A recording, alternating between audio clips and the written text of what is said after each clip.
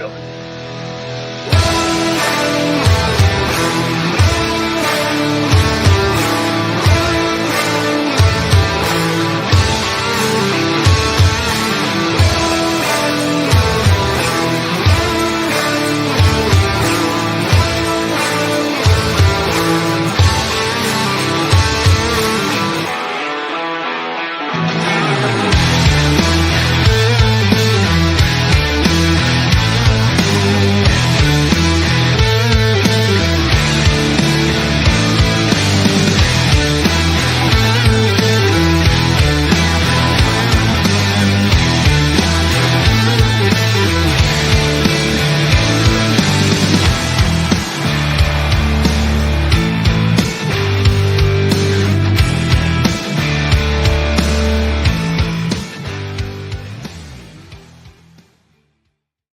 What's going on, people? Welcome back to another JSTV. Back again after a couple of days, and it's a match preview tonight. The game between Newcastle against Brentford at St James's Park. Saturday kickoff at 5:30. Should have been for Sunday. Thank God, starting at 5:30. And tonight I've got me guest here. I've got my regular guest is Paul, the London Mags, and I've also got Matthew, who is a big Brentford fan. Good evening to you, guys. Thank you. Good evening, John. Great stuff, great stuff. How are you keeping? You good? Busy, but not bad.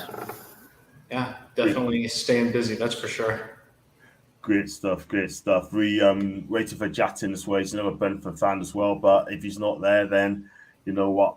We just carry on without him as well, but he'll be here pretty soon. Guys, if you like what you watch, make sure you're hitting like and subscribe to my channel. If you'd like to super chat, it is open as well. If you'd like to become a member, it's just 99p. Let's go straight to the comments as well. Eddie, a Scouser as well. Hi to you.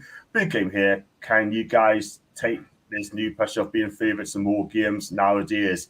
Yeah, I mean, look, at the end of the day, we had a great season last season. We haven't started well. Lost the last 3 games, but it's all difficult games. Eddie, if you're in the chat, but listen, at the end of the day, you know, we just got to move. We just got to get the 3 points. It's absolutely huge. Hi to Chairs. Thank you very much indeed. Hi to Les, even to you.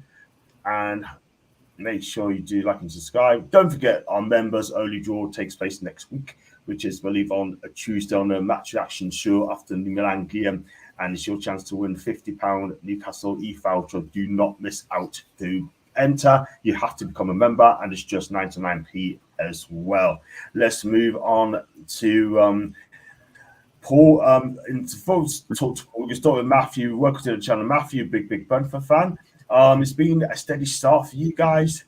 2 draws and a win. You drew the last game. You scored a late equaliser against Palace, and you must be relieved, Matthew. Yeah, I can't be too upset with the start of the season. But at the same time, although we needed that late goal to draw against Palace there, it was actually a bit frustrating because it felt like Brentford had the better of the chances, and there were a couple, yawning nets that were missed. So although it took a late goal to equalize, it still felt like, maybe a game that Brentford should have been winning. Yeah, absolutely. Welcome to Jatin. Not for the first time on my channel before. Welcome to JSTV. How is Jatin? You good? Yeah, not too bad. Sorry for being late, just the internet. But yeah, it's all good. Looking forward to the weekend and finally no international break. Great stuff, great stuff. I mean, it's good. Football is back on Saturday anyway. Difficult game for you guys, difficult game for us as well. And Jatin, I mean, 2-2 last week against Brentford, steady start, 2 draws and a win, no defeats yet under Thomas Frank.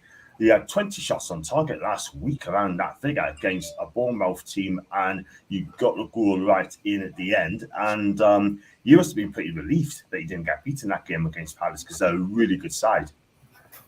Yeah, I think it was just we had the many chances, and I think it just highlights where we're missing with Tony because he's the someone that he will get that extra goal, and I think it's not a cause for concern yet because I think we salvaged that draw, and I think we have the talent to do that. But I think we can definitely tell where we're missing that thing. But I think we still got that strong enough squad. But yeah, definitely a draw. But I think those are sort of the results. If we ever do want to start pushing that higher up, obviously I understand our place is to keep in the Premier League for as long as we can. But if we ever do want to push on, then we have to just keep on pushing on and getting that talent in. And I think for me, Tony was probably the missing key. But we salvage a draw, we take it on, and it's still very early in the season.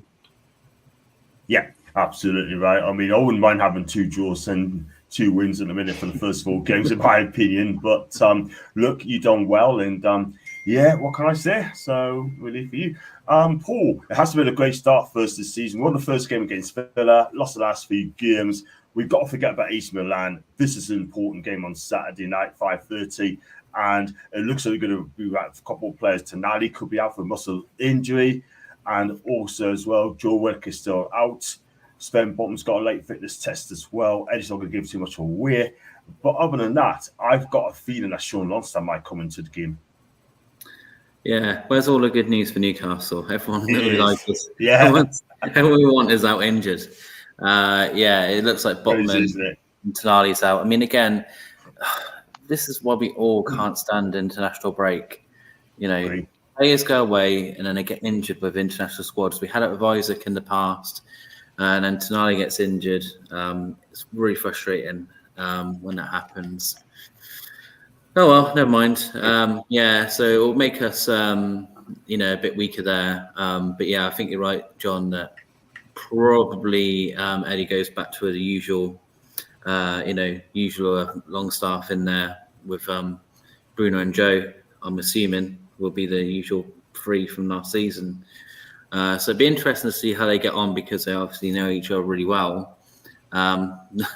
We know what our fans like, they're fickle. If we have a good game, I can see the whole, we can just drop Tonali now. You just know this fan base, they just turn on players if they have one good game, and then the other players have forgotten. But we'll see. Yeah, it's a tough game. Brentford are a really good side, so you can't treat them easy. Yeah, well, the thing is, right, everyone's going to say, Milan's important. It's not. We just got to concentrate on the job in hand against the Brentford side. Just having a decent start to the season under Thomas Frank. They played the same formation, played 4-3-3, and you know what? They got some good players in the team as well. What Eddie needs to do, in my opinion, I think he needs to change it up. He's not going to change it. He's going to stick to a 4-3-3 no matter what. But when you look at teams like Man City, Pep, he keeps everyone guessing and he plays 4-2-3-1. I think we need to play 4-2-3-1 as well, if we can, just to go back to basics and just start getting that win. Yeah, and it's one of those as well, isn't it, where I think that's something that Eddie needs to work on, because we do suffer from, if we're not doing great in the game, we don't always have the best plan B, and especially this season. That's been a bit strange where, the Liverpool game was kind of going one way. Everyone kind of saw that they were just kind of like frustrating us. And then, you are a bit unlucky with how good the finishes are, but then you end up losing the game that you should really win. And then the Brighton game, one player out of all of them really only turned up that game because we were awful. Brighton a good side, but we just kind of went there and thought, you can just have to win if you want, lads. I thought we were quite poor in that game. I wonder whether the hangover was still there from the Liverpool game, but it shouldn't be happening. It's frustrating because we only lost 5 games all last season, and we've already lost 3 already. It is tough, isn't it? But that's not like us to lose 3 games on the bounce under Eddie Howe. But we're going to talk about him, separate the problems at the minute for another day. Jatin, start with you, man. Got a question for Leslie. How did Brentford lads feel about Tony wanting to move? Feel like he's disrespectful towards the club. My opinion on that one is, right, if I get back to Jatin first and then Matthew, for me, he's been banned for 8 months, right? And he goes and does that. I don't know how true the rumours are, but one thing I will say, I just hope that if that's the case, right, if he wants to move away, you don't want to unhappy player like him at all whatsoever. You want to have a team spirit at the club, and if he does leave and he wants to move on, then I don't think that's good for your teammate.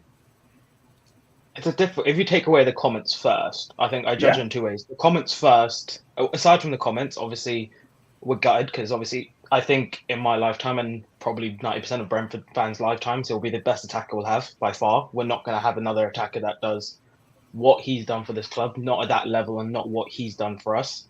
If you add the comments with it, it's a tough one. You either take it on literally that I don't think he's being disrespectful to the club. It's just, I think people are having the issue that with him being honest about his feelings.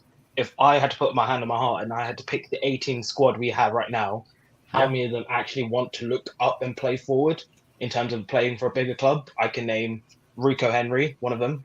David Raya, he never said he wanted to leave, but he left. People forget that before they signed Ramsdale, David Raya wanted to go to Arsenal. We just stopped him from going. He never came out and said it. Don't want to say anything then. Rick Henry, David Raya, Ethan Pinnock. He's always had the ambitions to go to Arsenal as well. You got Christian Norgard as well. You got Brian Mbeumo, who's looked up as well.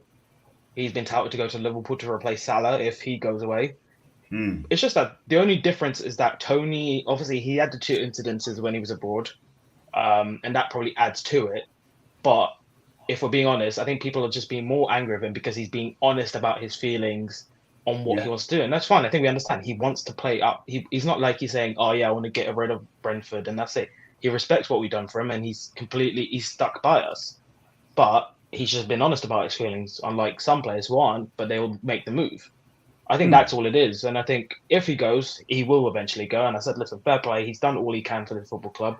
He's been respectful or anything. All he's done, to be honest, is just been honest about it. And that I can't knock him because I'd rather him be honest and say, listen, I want to play higher up football than him say, I'm going to love the club and, I want to do everything for the club. And then all of a sudden just leave. Yeah, I agree. And on top of that, I think that even January could be the right time for a number of reasons. For one, Brentford are right now having the opportunity to kind of put their post-Tony plan into motion. We see that with just the amount of pace that Brentford has up front. Before Brentford signed Tony, they were known for having a fast and free-flowing attacking front three. There was the BMW line in the championship with Benrahma and Mape and Watkins. And I think that you can see with Brentford's recruitment, they're trying to create a similar type of mentality. Obviously, Mbeumo is still there, and he's growing and is a really great player. They signed Keane Lewis-Potter, not this past summer, but the one before, who has a tremendous amount of growth potential. They signed Shada, who is very fast, very raw, but has a ton of talent and could really become a great striker, a great winger in the league, just a great all-around forward. And I think that seeing that speed and that versatility in the forwards is where Brentford are looking to go in the future. And with Tony, he's still banned until January. I wouldn't be surprised if we don't see him play another match for the club because his ban expires, I think, on the 17th of January. And the next game Brentford has after that isn't until the 30th.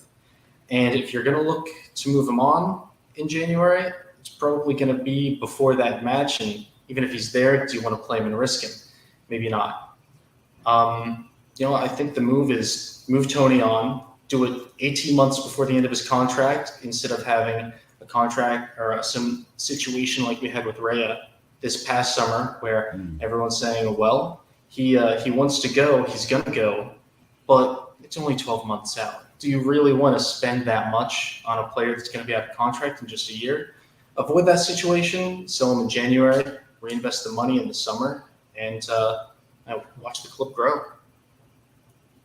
Yeah, absolutely. I didn't realise he's got 2 years left on his contract. Before he had 3 years left on his contract. How wrong am I? But yeah, if that's the case, then like you said, if he does the best he can, then I just hope that you get the money for Ivan Toney. It's a shame because he's a really good player. He's been fantastic for you guys over the years, and we used to have him, but we've been linked to him by the way as well. By the way, so.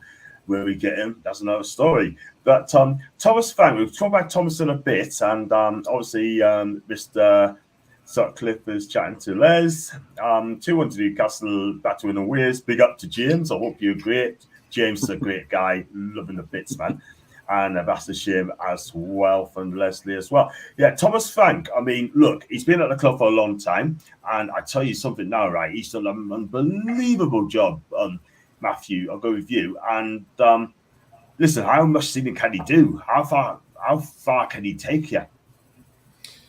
Well, I think that he could take us to Europe for sure. Maybe not this season because it's going to be tough missing a player like Tony, where so much of the attack is based around him. And Yatin, like you had mentioned, these first couple matches, Brentford's attack has looked really good, generating a ton of expected goals, but there have also been a couple pretty clear misses, which a player like Tony maybe puts those away a little more consistently. We were just one goal away from going to Europe last year, where Shada missed a wide open net against Aston Villa, and if he scores that, situations are reversed. But you'll have that. I think that Brentford's best bet is, they're a good team. Maybe Europe is a little out of the reach just because of the club's depth at this point. But, treat it like a building year. Still, obviously, finish as high as you can. But there's a clear, really high-quality system there to grow the club year after year after year. And maybe you don't step forward in the standings every year, but as long as the club is still growing for the long term, you accept that. Yeah, absolutely. Paul, I mean, Thomas Frank's done a magnificent job for outside looking in. I mean, he's done a wonderful job with Brentford at this moment in time playing open attacking football. His adaptability is great. He can play 4-3-3, 3 at the back, and he can also play 4-2-3 when it needs to be. I mean, how far can Thomas Frank go with this team? Because I believe he can go a long way. Yeah, and it's one of those things where if I was a Brentford fan, I would be really annoyed at the media all the time because all they seem to want to do is find him another job. Every time they've done well, they're like, hey, Arsenal, maybe that's the future, or Chelsea, why don't I'll be shut up. Stop. Because everyone now, when seeing Southgate so bloody boring, everyone this week has been like, hey, Eddie Howe would be a great England manager. Shut up. Stop talking. Stop being our manager. But yeah, it's brilliant. It's a really good, it's a positive story where, Brentford have always been a good side. When they came up from the Championship again, I remember that again, what do these pundits know about anything? They were all like, Brentford are my bottom three, they're going to go down. Then they stayed up. And then the second season, everyone was like, Brentford will have that second season syndrome and plummet, and they never get it right. They never get anything right, these pundits. So it's always nice to see those stories. Bournemouth kind of did it under Eddie Howe when he was there. I mean, they should have stayed up if it wasn't for that pretend Villa goal that shouldn't have existed. So Bournemouth would have stayed up if it wasn't for all that rubbish. But yeah, Brentford are a brilliant side, and he's done an amazing job. Now, it's gone from where people were talking about being relegation or mid-table to where most seasons, if people do like a top 10, like my top 10 this year, had Brentford in it. And if you went back a couple of years, no, I don't think many people would have said that. So he's done an unbelievable job. And, my hope, obviously, this is the dreamer in me, is that he stays and does, gets them into Europe and then has that sort of dream season, and maybe they can win the, what's that one? The Conference League, isn't it? That's got European Conference. Yeah, imagine that. Like, I know it's not like, in some people's eyes, it's not like the most attractive cup, and West Ham fans have got a bit of stick for it, but who the hell cares? Like, a team of Brentford size winning something like that would be unbelievable. And, they'd be building a statue the next day outside of the stadium. No doubt about it. So I wish them all the best, apart from Saturday. I always wish Brentford, they always the team I look out for their results. And I love the way they play football. Again, it's just a joy to watch. You guys are probably going to get your usual 6 Man City this season as well, as always. They never do well against Brentford, ever. Brentford have done really well against top 6 clubs. Yeah. I think it's because of Thomas Frank's versatility. We've seen Brentford play mostly a 4-3-3 this year so far, but I think you can expect 5 at the back, a 5-3-2, and it's Newcastle's definitely going to have more of the ball, but it's not going to be a particularly fun watch. I think it's going to be a lot of hair pulling, a lot of frustration. And I'll tell you what, any manager in the Premier League or whatever, they've seen us when we play badly, and that low block, we really struggle. We really struggle against that. Liverpool did it to us with 10 men, and look what happened there. You know, that is a tactic that we still, to this day, really, really, really struggle with. And it's so frustrating to see, because it's like, why we don't play the ball fast enough. We just seem to be so slow. So I think that'd be definitely, Tom Frank's a very intelligent manager. I think that's going to be one of his tactics this Saturday for definite, especially at St James's. Yeah, I've got to kind of agree, guys. I mean, we need to suss that out very, very quickly because, like I said, but we haven't sussed that out quite yet. I'm not going to lie, but we're going to have to do so. We just got to play the way we need to play football, play fast, and get the ball forward quickly. And we haven't done that, and that's as simple as that. Jatin, go to Brentford's lineup. I think Thomas is going to play 4-3-3. I'll look at the team there. David Reyes is going to be a miss for you guys as well, and Ivan Toney. But the guy I love to watch, I do enjoy watching, I think you mentioned his name, is Brian Mbeumo. This guy, he has been absolutely fantastic for you guys this season. He really has.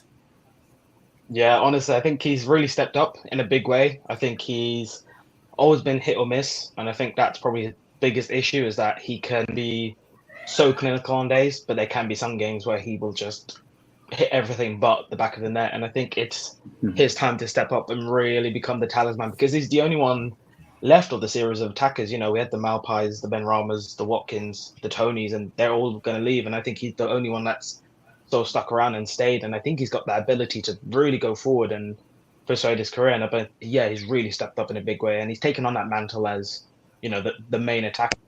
All our attacks seem to be going through him at the moment to be on the end of him. And I think, he has stepped up in a really big way.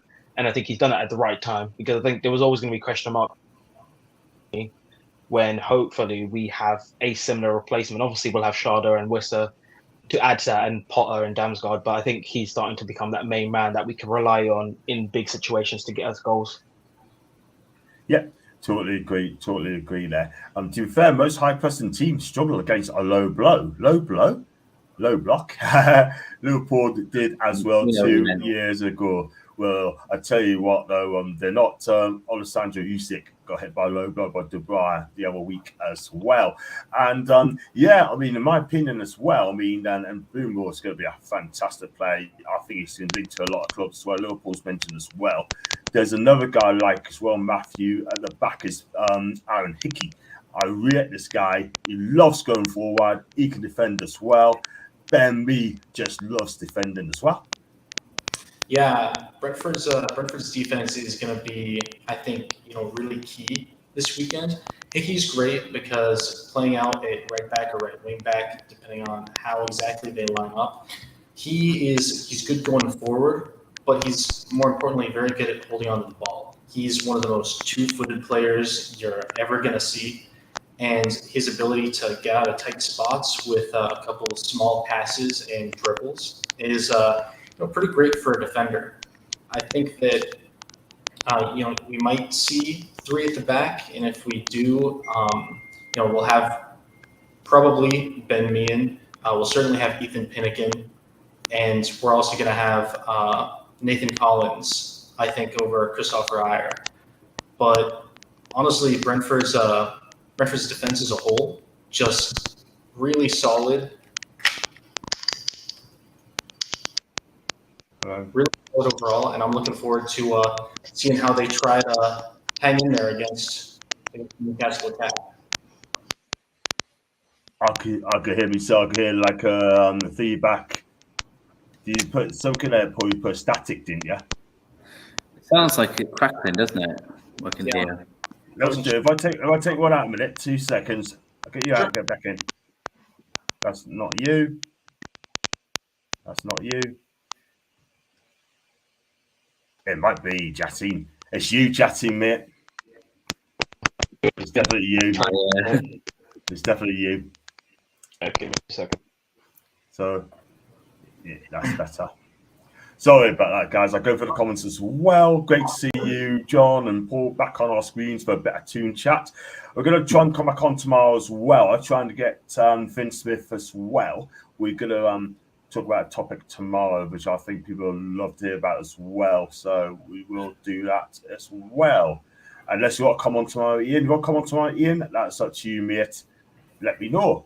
And so we talked about Brentford. What about Newcastle? The midfield's a problem, Paul, at the minute. I mean, Tonali's going to be out for this game with a muscle injury. Is it a big miss? I don't know. We have to wait and see. I think Sean Lance might come back in on Saturday. Sven Bottom's got a late fitness test as well. So it's all happening. The question is, who's going to play up front? Is he going to bring Callum Wilson for this game? Yeah, I'm hoping so. I mean, I really hope that we actually do the Isaac on the left and Wilson up front, because I still stand by when we did. I know, at the back we were crazy against Brighton, but we did have that spell when we had Wilson up front and Isaac down there. We looked really good for that 5 minutes until we decided to leave the length of London for them to hit the back in the net, which was really frustrating. I think it's if they're all fit, then it will definitely be Sean, Joe, and Bruno. Because it's just tried and tested. Obviously, shamefully, if Willock was back, that's such a pain. Willock was pretty much going to be guaranteed to be back for this game, and then he gets another injury on top of the other one, which is such a. I'm gutted for him, because I feel that maybe Joe would have probably started. Joe Willock probably would have started this game. Because again, that's something we have missed. It's going to be tough. And then obviously Botman, we know what Eddie's like. If Botman's not like half ready, Eddie won't risk him. He just won't risk him. So I assume, I don't know. It's an interesting one. Whether Lewis Hall gets a start, be interesting. Whether he tries that, but. Again, Eddie isn't always the most adventurous of putting those sort of players in all the time. No. But it does need a bit of freshening up. I found it weird that Lewis Hall went with England. That was very weird. Southgate's a very strange manager. Very strange decisions he makes. So it will be interesting to see what we do on Saturday as that starting lineup, because I do feel that, attacking-wise, we haven't looked that great. I mean, I do think it needs a bit of, just a bit of rejigging. Like I've seen a lot of people saying that, we need to give Miggy, some time away and start Barnes on one side and Gordon on the other, with maybe Isaac up front, and then maybe swapping it around with Wilson coming on and maybe Isaac going on the side or whatever. We just need to do something. We just need to do something a tad different, just to kind of mix things up and hopefully have some sort of intent, because as much as I'm not one, John and everyone who knows us, we are not the channel who overreact. But Brentford are a good team, and if we lose against Brentford, which could happen, it doesn't, it's not against the possibility to lose. It's one of those where we know our fans, they were going mental enough when Brighton beat us. If we lose this game and then you lose the AC Milan game, I know our fans, as much as I am a fan, but some of the fans are a bit crazy. It'll be all Eddie out. I hate saying that, but that was where it will be going.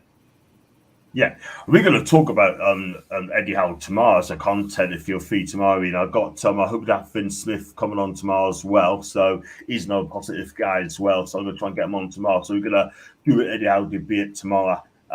Time to be discussed as well. And just going for some comments as well. And great. Let's go back to Ian. Great to see you, John. Great to see you too, Ian, as well. And Tommy. Now, Real Football's back. The lives will be more regular as well. For a month. And for a month. Thank you. Got friends coming over for my world famous red tie curry. Enjoy it, Ian. Enjoy. That's Hey, fine. brother. Definitely. I've got you down for next Tuesday for the match reaction show, mate, on Tuesday at 8 o'clock after the Milan game. So if you want to come in for that one, mate, cool. That is fantastic. Let me know. Yeah, I wish I had some as well, but from Top Panthers and Les to Ian as well.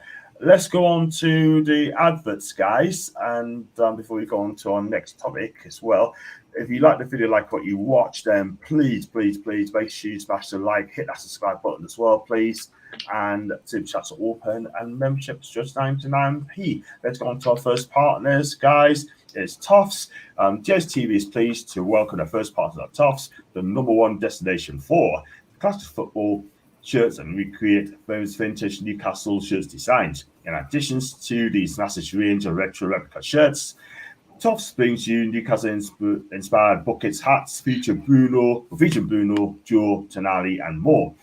Their products are manufactured at their Gateshead base, made by the fans for the fans. Check them out at www.toffs.com. Our exclusive JS discount code gets you 15% off all your orders. Simply code JSTV15 and you can buy the shirts and all the hats and shorts all there as well. And also, I've got one here from the Magpie Sports as well. These guys are passionate about supporting Newcastle and provide fans with quality Newcastle-inspired clothing. Their range includes hoodies and t-shirts featuring Gordon, Tonali, Isak and more. Keep your eyes open as they continue adding to the product line. The Magpie Stores is a new store for a new dawn in Newcastle United that can be found on the magpiestore.co.uk. Quote exclusive code JSTV10 for 10% off each order. And please contact JSTV via email if you also like to join our partnership team. Thank you very much indeed for that. And let's go on to Les. Excellent. I'm going to miss our Champions League game on Tuesday because of work. I feel a sudden case of the Tuesday sniffles coming in. Cheers. Thank you for sharing that with us. So, question for Matthew, because you've been a wee bit quiet for me. He talked about Mbeumo. Can you tell us who we should look out for, please? Newcastle should be scared, should be wary about for Brentford. Sure. I think that a couple of the players that you'll have to watch out for is one, Kevin Shada, who I'm sure is going to make his presence known on the pitch at some point. Like I mentioned, very raw, but very, very fast. Like I said, I think we'll be seeing a 5-3-2. And if he's not one of the starters, then I'm sure he'll be a substitute. Sometimes Frank likes to bring him on later just because Wissa is, tried and true as one of the starters in the 5-3-2, and Shada has a little bit more pace, so he can be brought on later to press the already tired defenders. I think that another player that you're going to see a lot of is Rico Henry at the left back. Yeah, he's so fast, and he is difficult to beat in one-on-one situations, but he's also really become key to Brentford's attack this year. You're going to see a ton of long passes to him where when Brentford start a build-up, they try to be very direct. And I think that what they've been doing is when they have those five at the back, they'll shift Rico up from, instead of being on the left side there, almost as a pseudo left wing. And because he's moving up from the defensive spot to a more progressive role, he almost gets lost a little bit on the pitch because the defenders and the midfielders watching the forwards, and all of a sudden Rico is up there and he's creeping up the left sideline, not really noticed. And a long pass, whether it's from Flecken or from one of the other midfielders over to him in a progressive place where he can really use that pace to push down the wing and either set Brentford up for a little bit of possession in the final third, or even just try to push the pace and hit a crossover to Mbeumo. I think that that's going to be probably the main way Brentford generate chances, especially on the break this weekend, down the left side with Rico. Yeah, absolutely right. I mean, to be wary for that as well. And your form, Jatin, is 4 draws and 2 wins the last 6 games. So you're unbeaten the last 6 games if you put take last season into consideration as well. So coming in St James's Park, you got to come with a bit of confidence. Absolutely, we have to come into it with as much confidence as we can and take it on, because I think the times where we don't play with that confidence, I think that's where we underhand ourselves. Because I think we are a good side, and we are never. Obviously, we're going to be in the underdogs in probably 80% of the games we play, no matter what kind of form we're in. But you have to go in with the confidence that we have the players that can do the job, and everyone is aware of the mission that we need to do. And I think that's what takes us over the line at points. I think it's not. We may not necessarily have the biggest squad in terms of ability and quality. We do have the key players, but we have a squad that believe in the mission we're trying to do and actually can play, and they play for the club and they play for the manager. And I think that's a big part of it. And I think we really carry ourselves forward through matches and into games, just believing that this is the mission we're going to try and do, and everyone wants to play for each other. And I think sometimes you get to clubs where everyone's trying to do it for themselves, or you have small players that try to do it for themselves instead of focusing on the bigger mission. But absolute confidence, and I think we understand the threat there is. Even if Newcastle haven't started well, they are still a quality side. There are still good players, and Eddie Howe still has his squad there, and he's got a mission to do there. So I think he does have. It's going to be a big game, but I do think we're ready for that challenge, and I hope we will sort of rectify the sometimes the performances we've had at St James's Park of recent, because sometimes it has been calamity. But I have a feeling we'll be very solid and it'll be a good game tomorrow. Well, whatever we're playing. Yeah, cool. That's Saturday, by the way. Wish it was tomorrow, by the way. But get ahead of yourself there, man. Big up to Doug, by the way. Congratulations having your new band when it comes on. Doug, if you haven't watched on Doug's channel, it's the Doug Out Football Channel. It's a big scouser. Lovely, lovely guy. I mean, he's one of the guys I'd love to meet in person. And I tell you what, I could chat to him for hours. He is a terrific, well-adjusted guy. Big up to you, Doug, by the way. And Ian, I mean, going into the game on Saturday, I mean, obviously, like I said, it's going to be out anyway. How confident are we going to be on Saturday? Because I look at the team, we need to win that game big time. And I still think we get it, but it's going to be so tough. There'll be goals in this game. I can see plenty of goals in this game. There's 2 seasons ago.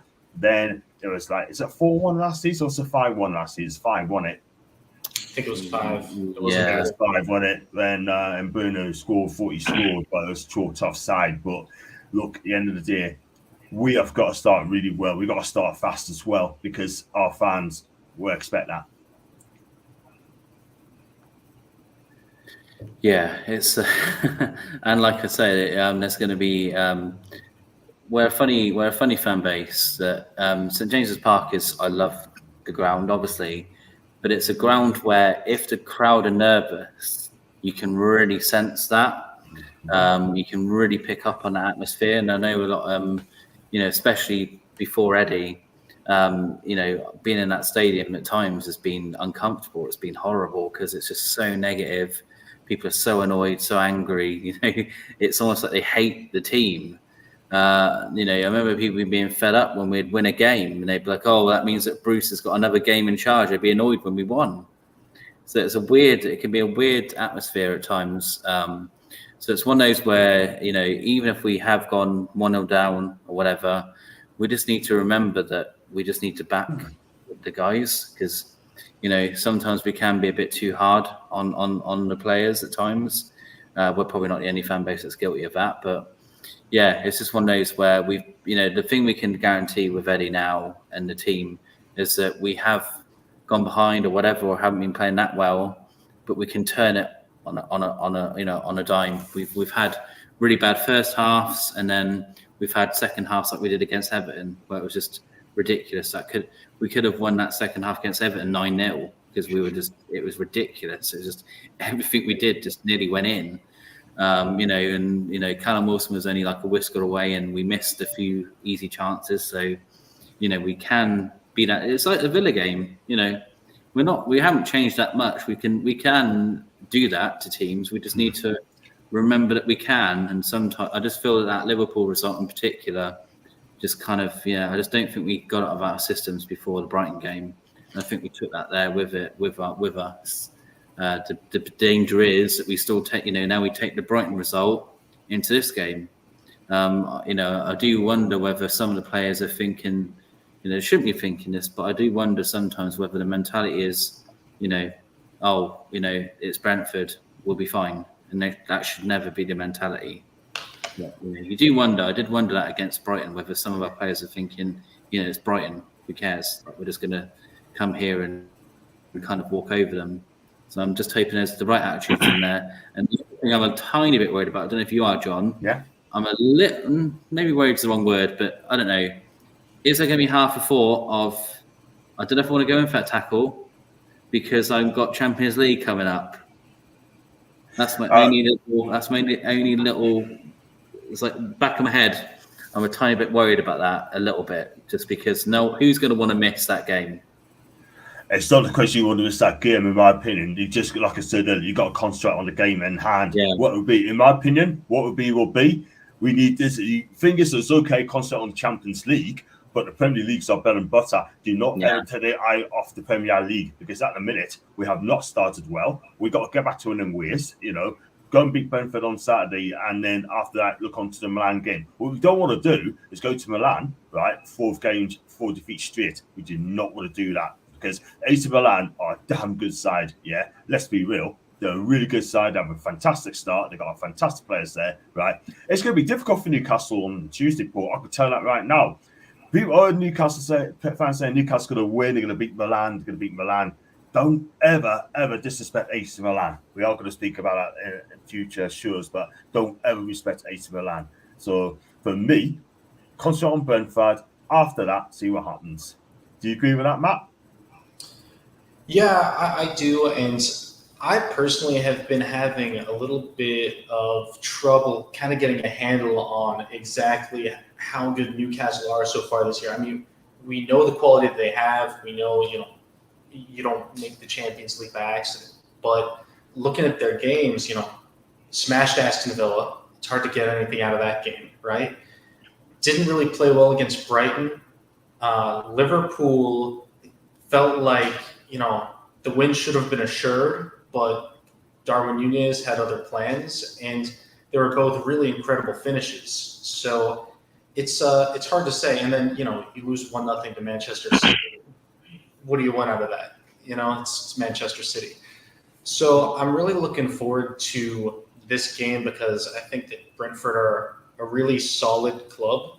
But I don't know. I think it's a game where we're going to learn a lot of things about both clubs as, we get a little bit into let's say the second half of the first third of the season.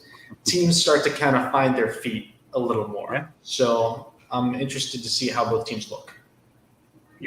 Absolutely. We come on to Jatin a bit as well. I have to admit, I was one of those fans who saw a Bruce win. I'll start again. I have to admit, I was one of those fans who saw a Bruce win as paper over the cracks, but I still supported the team though. Cheers. Absolutely. You got to support whatever it be. Few of Ireland fans, Bruce being touted. Oh, no. You've got to be joking, man. You've got to be joking. I mean, I've got Irish fans, so I know they're going to be absolutely furious there. At least they can't be relegated as such. That's the best thing. I like it. Oh, it's true, Jess. In fact, the day I was so much better. I totally agree.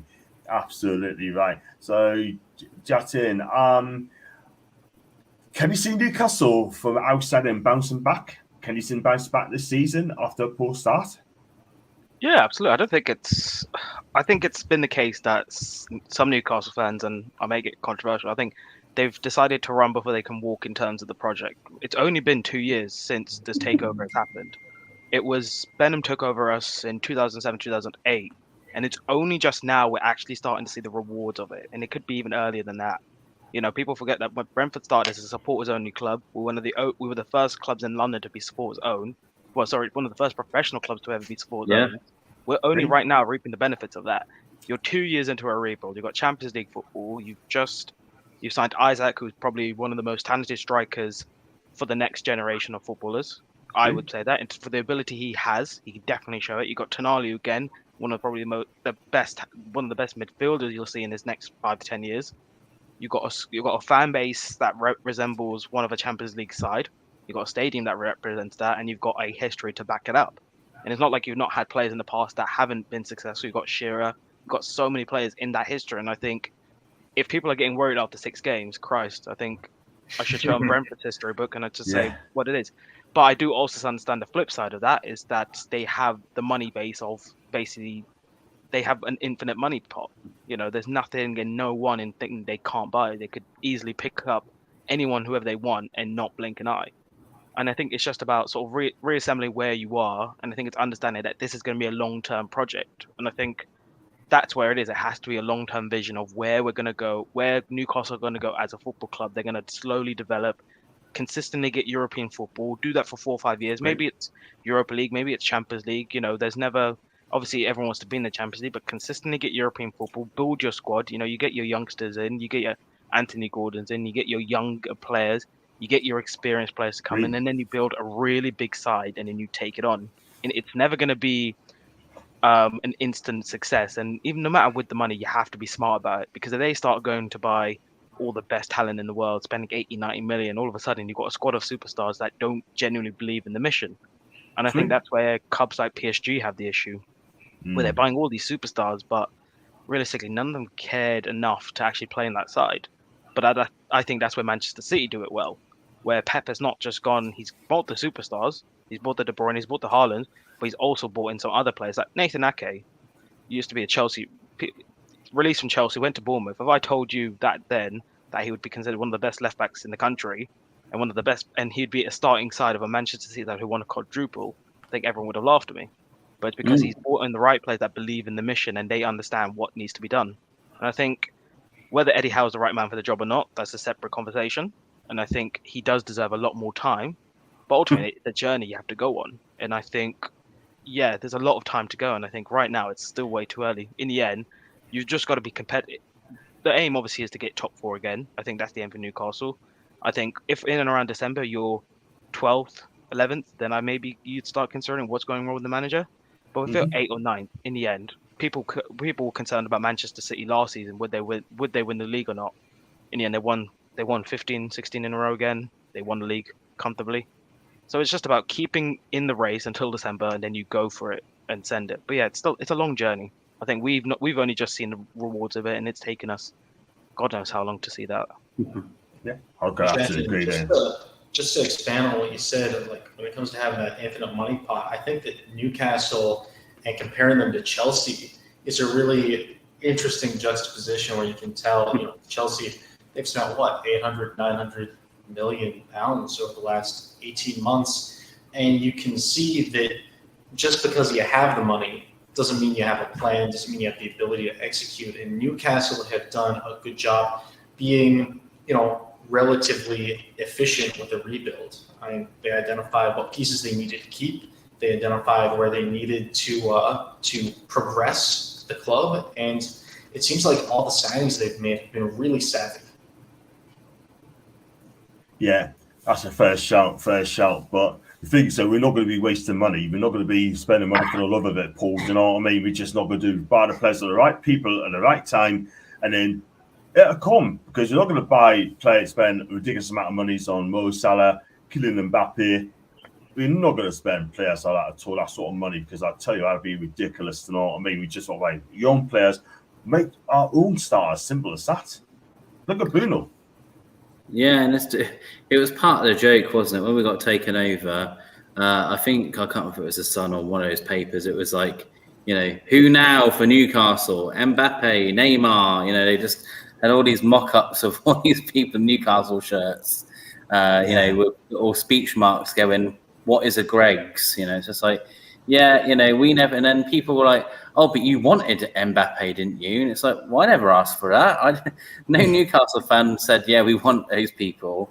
It kind of got put onto us just because these owners had all this money. But it's one of those where they've tried to be as smart as possible.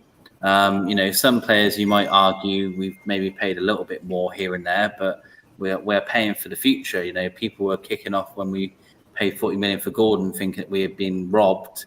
But they were quoting Chelsea like 60, 70 million when they were after Gordon. So, all right, we'd still probably paid, a tad maybe over the top for him, but Chelsea could have just thrown 60, 70 million at it, and who would have cared? No one would have said anything, because they just would have said, well, it's another, another one in the pot for Chelsea. Mm. Yeah, I mean, look at Man United. Another team that just since Ferguson left, they've desperately been trying to recreate that again.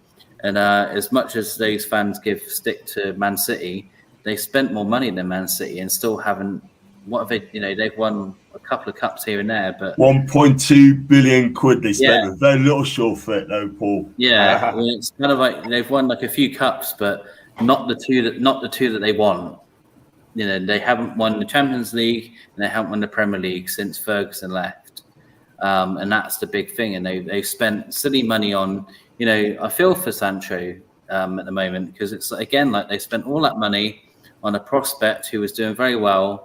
And I just think that this whole, the whole thing around that is just kind of blown up. And, Ten Hag is quite unprofessional as well, in my opinion. I know Sancho kind of kicked off as well, but this, it just seems to follow certain clubs where they just don't seem to spend money right, and it just seems to implode.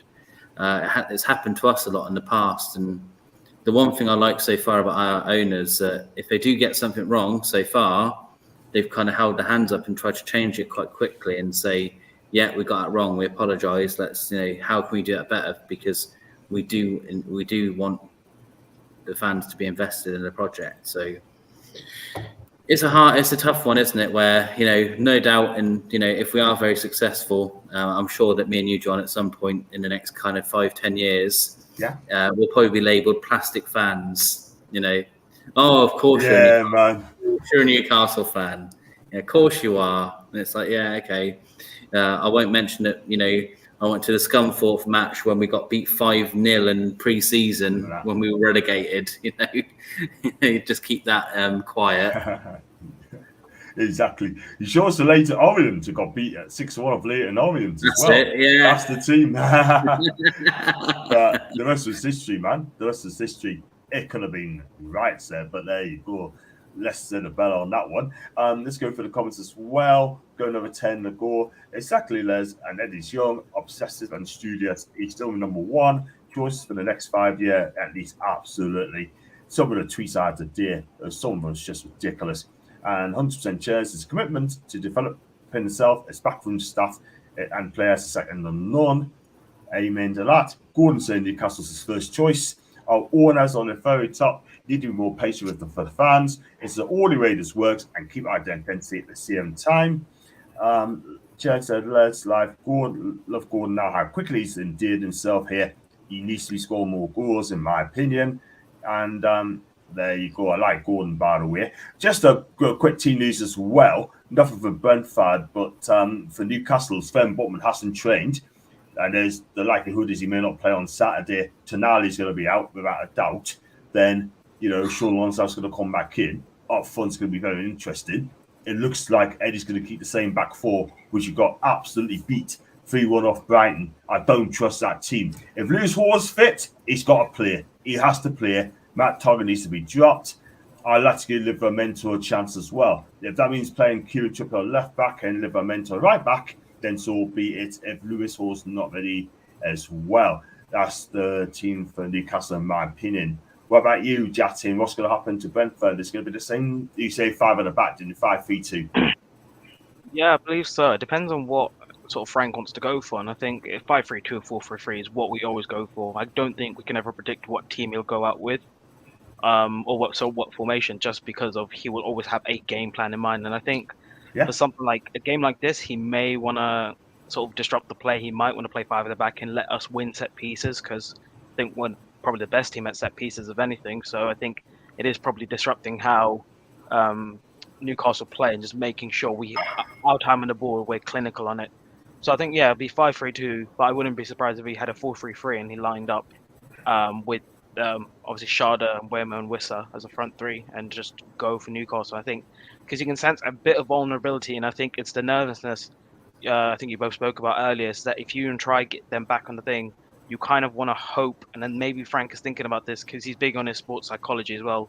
I think it's one thing that's underappreciated about Brentford is he can understand the minute St James's Park turns that edge, maybe something hits the bar or a back pass, or Nick Pope tries to clear his lines or something. Once that nervousness chance, then all of a sudden we get that momentum, because then the fans are nervous, the players are nervous, and then all of a sudden the players that want to get on the ball will start to like disappear and become quiet, and then that's where we take it on. So hopefully, I think that's the plan, is disrupting the play, making sure that we're dictating the terms of the game, but also making sure the fans start to get nervous. Because then if we push the fans to be like that, then it really benefits us, because then we can take it on and really put the pressure on the players, and then eventually, hopefully, one player makes the mistake, we go 1-0 up, and then you go two ways. Either the mentality comes out and they come back and win, or all the issues, the fans start to get angry, and then the players start to lose their minds, and it just goes into Tuesday. Because obviously the Champions League, I think, is the big one, because I think all of them want to look ahead and play in that, and I think they also realize it's a big chance to then feature on the big stage. Yeah, I could not disagree more there, mate. You're absolutely so spot on in what you said. I mean, this is for me. This is going to be a place play for the places for the match against Milan, because if you don't beat Brentford, how the hell are you going to beat AC Milan, Matthew? Yeah, it's a good question. If you can, I think he's frozen. Yeah. Brandon Wimmer, are you going to stop Rafael Leao running a shoot down the wing? Oh, sorry. There we go. I was saying, if you can't stop Brandon Buemo, how are you going to stop Rafael Leao, right? I think that for me, what I'm most interested in seeing is how Brentford end up running the midfield, because we've got two nailed-on starters in Norgard and Jensen, who are both really great for structure, really great, both on the press and defending.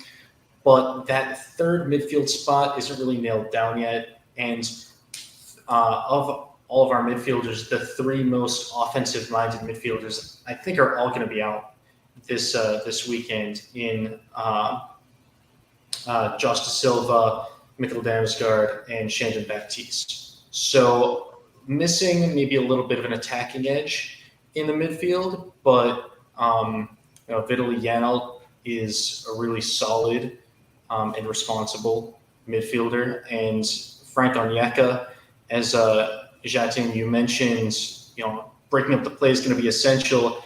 Onyeka might have a few issues controlling the ball when Brentford are in possession, but if you want somebody to just make a mess of the field, there are very few players better than him. I'm curious to see what three they end up going with in the midfield. But one thing I can guarantee you is that if Brentford end up being down late, or even if it's an even match, they're going to be pushing for a win or a late goal to try to change things up. They have a tendency to, when they're really pushing late, even switch to a 3-4-3 just for those last few minutes. And they've got the personnel to do it right now with Keane Lewis-Potter coming in. And I'm really hopeful for the match, because I think that, as good and as deep as Newcastle are, there are some injuries. There is that little bit of vulnerability, and I'm curious to see if it can be exploited. Yeah, fair shout. Got one here from Jez. Do you think there's anyone better than Gordon right now? Only on form, I mean. And my issue in that service to Isak has not been there. Gordon's a part of that. Shah and Botman have been two of the better players for me, but logically agree Gordon is up there as well. I mean, I like Gordon. Then you got to think of Saka as well, and then you got to think of other players as well. So, right, prediction time. So I'm going to start with Jatin first. I'll go with you. What do you think the score is going to be on Saturday? I think we'll have it. I think it's 2-0. I think that's in my mind. I think we'll keep that clean sheet, because I know defensively we've sometimes let it slip that final, but I think we'll come into it. I think we've had time to rest and time to work, and I think 2-0 will come into it. And I think it's just, for me, if we have the early chances, even if they're half chances of just hitting the post, then yeah, I think 2-0, I can definitely see it happening. Wow, he's going 2-0, like a confidence. And we got Matthew. What do you think the score is going to be, mate? I'm going to be a little bit less optimistic. I'm going to go 1-1, just because it's a tough match against a tough team, and it's away, so you can really only count on so much. And I feel like one player on Newcastle that always causes issues is Joe Linton. And I Fingers are crossed. I don't think you'll be able to stop us from scoring, but I'm not sure we'll be able to stop you either. Cool, fair enough. Big up to Ben Yam as well. I had him with Global Mag before, great guy. And he's going for 4-2 Newcastle United. Thank you, Ben Yam. And we've got Tom Paul as well. I mean, 2-0, once each. What do you think the score's going to be? This is a game we need to win. If Matt Targett starts, Brentford are scoring. It's simple. Matt Targett is just one of... please don't start. Brentford are scoring if he's starting, so you guys are going to be comfortable there. I think it'd be a scoring game. I really don't want to be negative. It's really hard. I'm going to try and be positive. Speak the truth, Paul. Speak the truth, man. I've been annoyingly right about these predictions. I'll say it. 2-1 Brentford. I could hear your teeth grinding as you were thinking. Wow. 2-1 Brentford. 2-1 Brentford. That's 43 straight against East Milan. Dear me. That's first. Your prediction in the day. I think it's going to be goals in this game. I'm going to say 3-2 to Newcastle. I think Brentford scored twice. I think we'll score either day, but I'm going to go 3-2 to Newcastle. But there's always goals in this game. It's been 3 each. Then it's been 5-1. But I tell you what, we have got to get it right. And Eddie, especially I love him, he needs to get his tactics so spot on. And he needs to change it up as well. And let's hope we start fast. So I'm going 3-2 to Newcastle. And then I've got Chelsea as well. The last 3 games, I was winning 2-0. So in the hope that losing streak continues, I say we're losing 7-0. You gotta love him. You gotta love him. And Leslie's not very happy with you at all. I'm sorry, but it is what it is. So I'll go 3-2. And the match is at St James's Park on Saturday at 5:30. I'll be doing my match day vlogs as well, so please check us out for that. I'll be in different places. I'll be doing the fan cams. I'll be doing the fans roundup as well, the quick match thoughts as well. No doubt Adam Pearson's going to be around as well, and Eddie Tyneside Life too. So we're going to wrap up the show there. It's nearly an hour, and I've got to say, Matthew and Jatty, you've been good, fantastic. Did you both enjoy coming on tonight? Yeah, absolutely. I always love coming on. Good. And where can we find you, Jatty, on your socials, man? Just my name. You can see my name on my screen. I talk about Brentford, but not so much actually. Not so much really. I only talk about if we win big games. I think but I normally just talk about anything football. I work in football, so yeah. Follow me on there if you want to see me. It's on Twitter mainly. Cool stuff. And Matthew, where can we find you on your socials, mate? If you just let a few guys know. Also on Twitter, you tagged me earlier. It's just Matthew_rap56. You'll see me as Dapper Rapper. But I don't really have any personal projects to plug, but I appreciate you having me on. Fair dues. I've got one from Leslie saying, take care all. You too, Leslie. Thank you very much indeed for that. 3-1 to the Arena lads. That's from Ian as well. And Paul, I'll answer the question. Where can people find you, please, man? yeah. Mr. Negative down here. I'm going to get me in trouble now with X or Twitter, what the hell it's called anymore. If you're desperate for controversial Newcastle opinions, at Blank Canvas PC, if you want to, that's lovely. Most of the lovely people from this channel already follow me, so you're very kind and very nice people, and I apologise for the negativity. The hope is that I've been negative and then we get a positive result. So you see, I'm trying to be, trying to pretend that it's all negative, and I'm like, oh, I'm surprised, it's brilliant. Well, end of the day, man, you're not being negative. You're just saying your point. It's as simple as that. I mean, at the minute, like, so awfully brave, but good for you. If you're going to go 2-1 to Brentford, I'll show the 2 lads be over the flipping moon and there you go. Top show, lads, and good luck for the season to the Brentford lads, apart from this Saturday. And Ian does that as well. Always. We've got to love Ian, by the way, at this moment in time. And also, do check me out on BBC Radio Newcastle last night. I was on the fans forum between 7 and 8 o'clock last night. And it was absolutely brilliant. My God, I nearly turned Marco Gabbiadini to task, only for John Anderson to step in as well. Do you know what I mean? Talking about Harry Maguire. But at the end of the day, next time, I'll win the day. Dom, as well. If you listen, my guy, thank you so much for getting us on BBC in Newcastle. I love the show. And that's going to be it for the match preview. And I should be back hopefully tomorrow for the Eddie Howe debate. And then I'll be up doing match day vlogs for the match on Saturday. Check us out for that, people. If you do meet us, come on, have a chat. And as always, like to subscribe, guys. I'll read you backstage. And as always, it's always the lads.